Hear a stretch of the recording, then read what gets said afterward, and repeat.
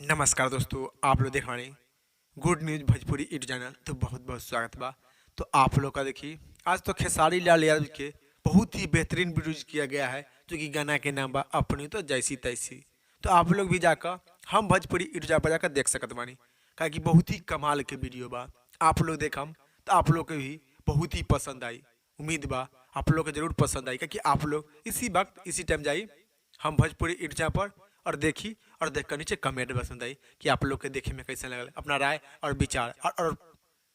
और आप लोग के 29 तारीख के खेसारी लाल यादव के एक और बेहतरीन वीडियो रिलीज किया जाएगा, जो कि गाना के नाम बा हस्बैंड बना लो।